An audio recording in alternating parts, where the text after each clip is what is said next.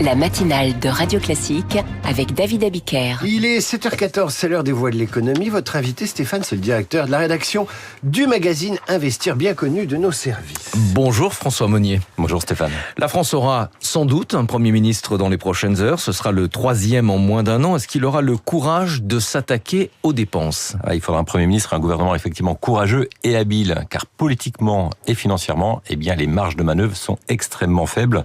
Nous sommes déjà les champions des impôts et des dépenses publiques. Si on additionne en France les cotisations sociales, la TVA, l'impôt sur la production, l'impôt sur le revenu des ménages, les impôts sur les bénéfices des sociétés et tous les autres impôts, la somme de ces prélèvements obligatoires la somme atteint 46%, j'ai du mal à le dire, 46% du PIB en France en 2023, contre 40% en moyenne dans l'Union européenne. Et si on regarde du côté de la dépense publique, nous sommes bien sûr là aussi en tête des dépenses. Les dépenses représentent 57% du PIB, soit un peu plus de 1600 milliards en 2023. C'est plus que la Finlande, qui est pourtant un pays réputé pour sa protection sociale, plus que l'Allemagne, plus que la moyenne de l'Union européenne, qui est à 49%, quand nous on est à plus de 57%, plus encore que les États-Unis, qui sont à 39%. 57% du PIB en dépenses publiques, c'est 57%, alors qu'on était à seulement 36% en 1960. On voit l'écart, c'est colossal, alors qu'en parallèle, est-ce que le niveau des élèves dans l'éducation nationale a augmenté ? Est-ce que la qualité du service de nos urgences à l'hôpital a fait des progrès considérables ?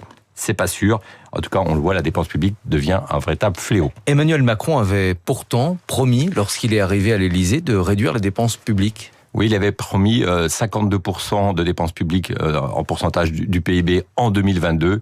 On est à plus de 57%. Il avait promis la baisse du nombre de postes dans la fonction publique. Les fonctionnaires sont plus nombreux. On le voit, c'est extrêmement difficile d'y arriver. Il y a le montant de ces dépenses publiques et puis il y a toutes ces lourdeurs administratives, ce millefeuille administratif, ces comités Théodule.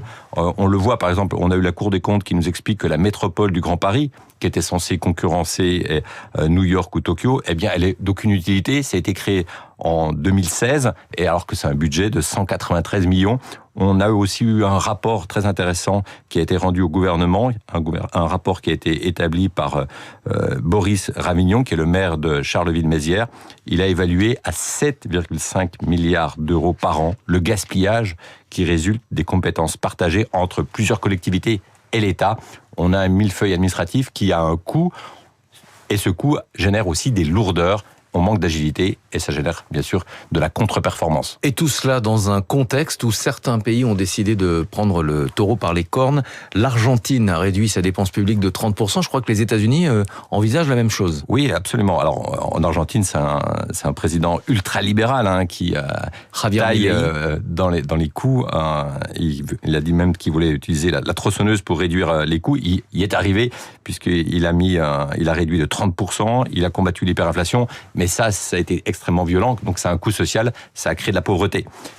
Mais on voit aussi qu'aux États-Unis, le nouveau président veut s'attaquer à la bureaucratie, puisqu'il a chargé Elon Musk de prendre la tête d'une commission pour l'efficacité gouvernementale. Et la promesse, là aussi, c'est de réduire de 30%. Donc 30% en Argentine, bientôt peut-être 30% aux États-Unis, en tout cas c'est ce qui est prévu. Bien sûr, nous, on en est loin. On a du mal déjà à la stabiliser, cette dépense publique, parce que on le voit, si on se mettait à marcher dans les pas des États-Unis ou de l'Argentine, on aurait eu deux problèmes. Le problème, c'est qu'on a une addiction à la dépense publique, donc on peut pas se guérir de cette addiction très rapidement, parce que ces dépenses publiques irriguent notre économie. Si on coupe vraiment ces dépenses publiques, on risque de tomber vraiment en récession. Et donc là, ça va créer d'autres problèmes. Et donc, ça va pas résoudre nos déficits. Et puis, socialement, bien sûr, on le voit, si on fait 30%, on aura des blocages, on aura une crise sociale, des manifestations, des émeutes. Donc c'est compliqué. Mais imaginons qu'on ne réduise pas de 30%, mais seulement de 3 à 4%. C'est simple. 3 à 4%, on trouve tout de suite les 60 milliards qui nous manquaient et qui a fait tomber le gouvernement Barnier il y a quelques jours avec la censure. Donc il faudrait un petit geste, 3 à 4%, peut-être pas 30%, mais on résoudrait déjà une partie de l'équation. Pierre Moscovici, le premier président de la Cour des comptes, avait lancé un avertissement à la rentrée sur une réduction trop rapide du déficit public, qui, il l'avait dit, plongerait automatiquement notre économie en récession. Pensez que c'est un risque qu'il faudrait prendre? Oui, bien sûr, c'est un risque à prendre au sérieux. Donc, mais de toute façon, on en est loin. On n'est pas dans une coupe drastique des dépenses publiques. En tout cas, pas une coupe même à 10%. Mais encore une fois, si on fait 3 ou 4%, ce serait déjà formidable, puisqu'on trouverait les fameux 60 milliards qui nous manquent. Et on voit en tout cas que cette attente sur le budget 2025, ça crée de l'instabilité au niveau même des entreprises qui se disent finalement, est-ce qu'il faut vraiment investir aujourd'hui pour mon plan 2025-2026 en France? On voit que, en tout cas, un investissement qui est reporté aujourd'hui en France, ça veut dire quoi? Tout simplement, c'est qu'il est annulé parce qu'il se fait ailleurs. Et là, on le voit au niveau des embauches, il y a plutôt des projets, tout est revu à la baisse, que ce soit les embauches, les investissements. En tout cas, les entreprises sont en train de s'adapter et donc il faut aller très très vite pour trouver une solution. Ouais, il faudrait être fou pour investir aujourd'hui, disent certains membres du patronat. Nous sommes vendredi. Demain, dans les kiosques, le magazine Investir. Quel est le sommaire cette semaine, François? Eh bien, on va titrer sur les entreprises qui ont perdu en 2024, c'est-à-dire qui ont réalisé un très mauvais parcours en bourse et qui pourraient éventuellement rebondir. Donc, on regarde ceux qui devraient annoncer des bonnes nouvelles 2025 après un échec cuisant en 2024. Donc, c'est ce qu'on appelle les valeurs très en retard. Et puis, un petit mot aussi sur les puces. Ce week-end, je crois. Oui, bien sûr. Là, on a eu une énorme innovation cette année. Il y a 2 ans, on découvrait ChatGPT et l'intelligence artificielle. Là, on a fait un saut dans les puces quantiques.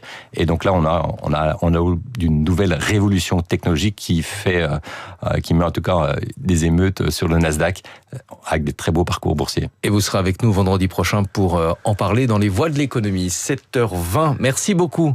François Monnier, directeur de la rédaction d'Investir. Merci à tous les deux. À lundi 6h, cher Stéphane, pour la matinale de l'économie, dont vous retrouvez les meilleurs moments sur notre nouvelle chaîne YouTube. Vous allez sur Internet, vous tapez YouTube Radio Classique, vous tombez dessus. À suivre, un Premier ministre, les coulisses d'un choix compliqué. C'est Marcelo Westfred qui vous en parle. Mais juste avant, et si on parlait français, Radio Classique